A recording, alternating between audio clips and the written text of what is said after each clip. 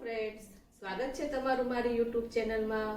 આજે આપણે બનાવીશું તુવેરના ટોઠા, જે ઉત્તર ગુજરાત મહેસાણા જિલ્લાનું એકદમ પ્રખ્યાત એવી વાનગી છે, જે શિયાળામાં જ બનાવવામાં આવે છે, કારણ કે તેની અંદર લીલું લસણ નાખવામાં આવે છે।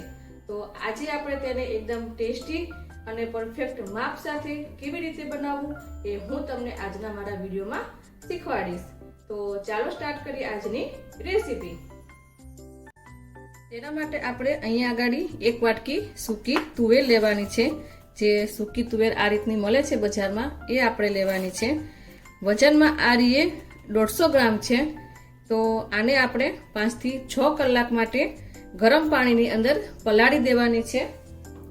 મેં અહીંયા આગળ પાણીમાં પલાળીને રેડી રાખી છે।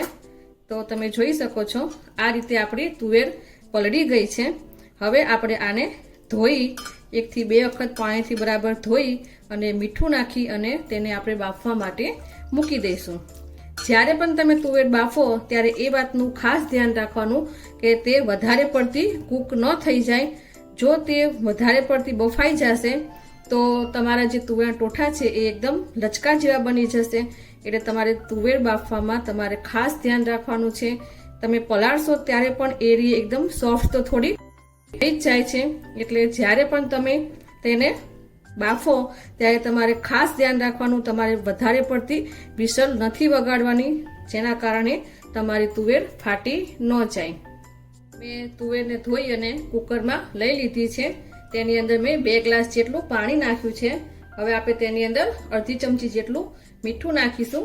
તમે જ્યારે પણ તુવેર બાફવા મૂકો ત્યારે મીઠું નાખવાનું એ તમારે ખાસ ધ્યાન રાખવાનું છે। અને તેની વિસલ છે એ વધારે તમારે વગાડવાની નથી। જો તમારે કાચા રહી જાય તો તમે ફરીથી એક વિસલ વગાડીને તમે કરી શકો છો, પણ એકદમ વધારે પડતા કૂક ન થઈ જાય એનું તમે ખાસ ધ્યાન રાખજો। તો હવે આપણે તેને બાફવા માટે મૂકી દઈશું। તુવેર માટે એક માપ ફિક્સ જ હોય છે કે તમે જેટલી તુવેર લ્યો છો એટલા જ પ્રમાણમાં લસણ લેવાનું છે લીલું, અને એટલા જ પ્રમાણમાં તમારે તેલ પણ લેવાનું હોય છે। તો મેં અહીંયા આગળ 150 ગ્રામ તુવેર લીધી છે, તો એ જ પ્રમાણમાં મેં 150 ગ્રામ જેટલું લીલું લસણને ધોઈ સાફ કરી અને આ રીતે ઝીણું ઝીણું કટિંગ કરી લીધું છે। તમારે લસણને ઝીણું ઝીણું કટિંગ કરવાનું છે, મોટું કટિંગ નથી કરવાનું। અને એ જ પ્રમાણમાં મેં અહીંયા આગળ 2 નંગ લીલી ડુંગળી લીધી છે, જે 50 ગ્રામ જેટલી છે। તમે નંગ પ્રમાણે લો તો આ પ્રમાણેની 2 નંગ લીલી ડુંગળી તેની અંદર ઉમેરવાની છે।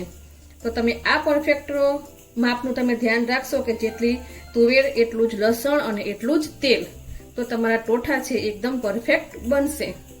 તો હવે આગળ આપણે બીજી શું વસ્તુ જોઈશે હું તમને બતાવી દઉં। બીજી વસ્તુની અંદર આપણે અહીંયા આગળ 1 નંગ સૂકી ડુંગળી લેવાની છે, 1 ટામેટું લઈશું, 7 થી 8 કળી આપણે સૂકા લસણની પણ લેવાની છે। તમને એમ લાગતું હશે કે લીલું લસણ પણ નાખ્યું તો પણ સૂકું લસણ, પણ આની અંદર સૂકું લસણ પણ આપણે 8 થી 10 કળી નાખવાની છે। 1 ઇંચ જેટલો આપણે આદુનો ટુકડો લઈશું અને 2 થી 3 નંગ લીલા તીખા મરચાં લઈશું। આ બધાની આપણે ગ્રેવી કરવાની છે। તમારે બધી અલગ આદુ લસણ અને મરચાંની ભેગી કરશું, ડુંગળીની અને ટમેટાની બેની અલગ અલગ આપણે ગ્રેવી કરી લઈશું।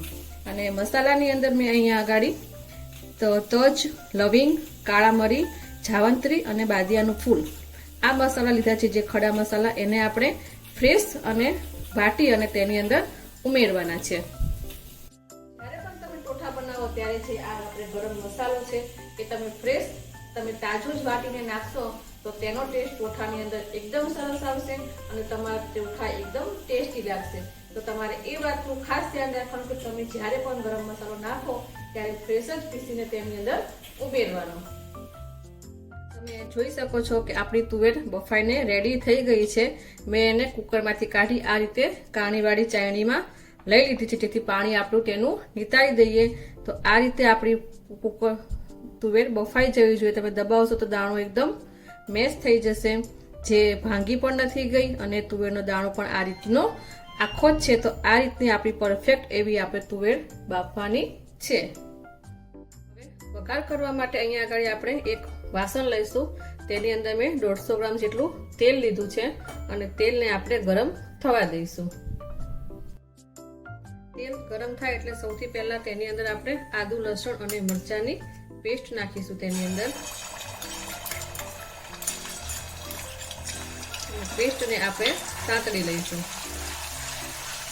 ગેસની ફ્લેમ ધીમી કરી દેવાની છે.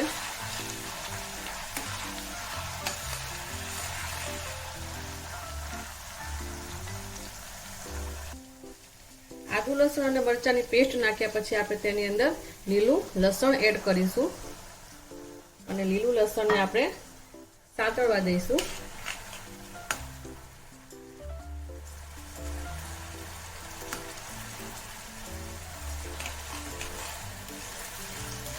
લસણને આપણે બરાબર તેલની અંદર ચડવા દેવાનું છે.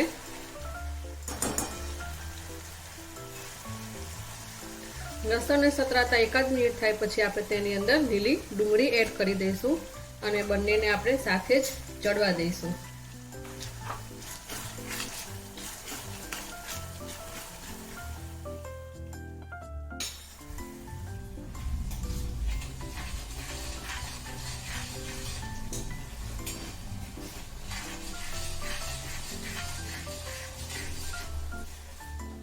લસણ ને ડુંગળી આપણા ચડી ગયા છે એટલે હવે તેની અંદર આપણે ડુંગળીની પેસ્ટ નાખીશું.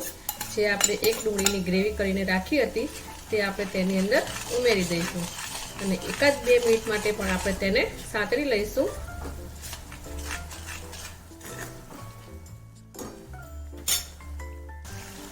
ડુંગળીને સતરાતા 1-2 મિનિટ થઈ ગઈ છે તો હવે આપણે તેની અંદર ટામેટાની પેસ્ટ ઉમેરી દઈશું અને ટામેટાની પેસ્ટને આપણે 2 થી 3 મિનિટ માટે આપણે તેને ચડવા દેવાના છે જેથી ટામેટાની કચાશ દૂર થઈ જાય.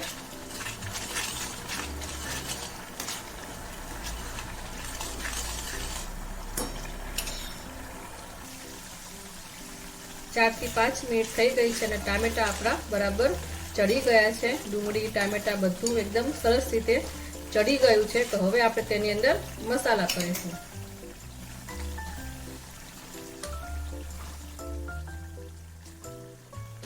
મસાલાની અંદર આપણે અહીંયા આગળ 1 ચમચી લાલ મરચું પાવડર નાખીશું. તમે તમારી તીખાશ પ્રમાણે લાલ મરચું નાખી શકો છો. અડધી ચમચી ભરી અને આપણે હળદર પાવડર નાખીશું. 1 ચમચી ભરી અને ધાણા જીરું નાખીશું. અડધી ચમચી જેટલું આપણે મીઠું નાખીશું. મીઠું સ્વાદ પ્રમાણે નાખવાનું છે કારણ કે આપણે બાફવામાં પણ મીઠું નાખ્યું હતું તો તમારે એ પ્રમાણે મીઠાનો ઉપયોગ કરવાનો છે. અને 1 ચમચી ભરી અને હું કાશ્મીરી લાલ મરચું પાવડર નાખું છું અને મસાલાને આપણે બરાબર મિક્સ કરી લઈશું અને બધું બરાબર હલાવી લઈશું. એકાદ મિનિટ માટે આપણે મસાલાને સાંતળી લેવાના છે.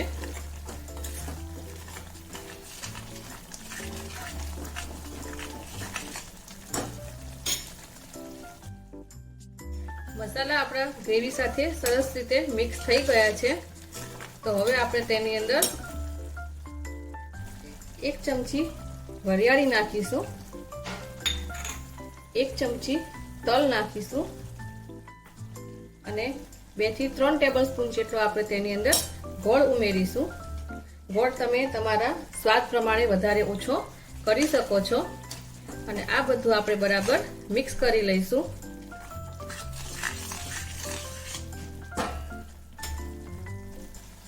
હવે લાસ્ટમાં આપણે જે તુવેર બાફીને રાખી હતી તે આપણે તુવેર તેની અંદર ઉમેરી દઈશું.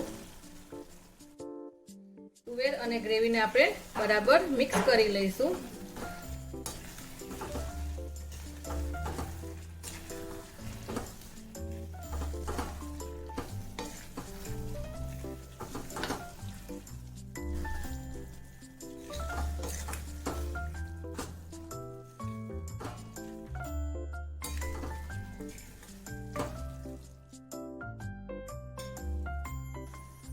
તુવેર નાખ્યા પછી આપણે જે મસાલો પીસીને રાખ્યો હતો તે મસાલો આપણે ઉપરથી નાખી દઈશું અને તેલ છૂટું પડે ત્યાં સુધી આપણે તેને થવા દઈશું.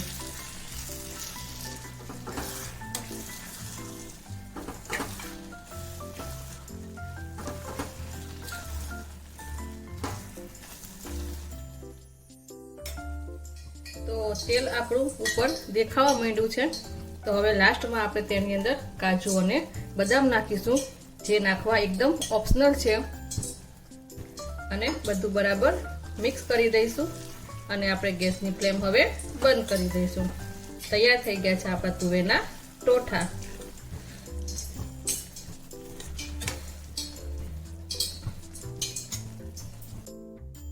તો હવે આપણે તેને સર્વિંગ પ્લેટની અંદર કાઢી લઈશું અને તેની ઉપર સેવ અને ડુંગળી નાખી બ્રેડ અને જલેબી સાથે તેને એન્જોય કરીશું. તો તમને મારી આજની આ ટોઠાની રેસીપી કેવી લાગી મને કમેન્ટ બોક્સમાં જરૂરથી જણાવજો. જો તમને મારો વિડીયો પસંદ આવ્યો હોય તો મારા વિડીયોને લાઈક કરી, શેર કરી અને મારી ચેનલને સબસ્ક્રાઈબ કરી દેજો. તો ફરી મળીશું આપણે નવા વિડીયો સાથે. Thanks for watching.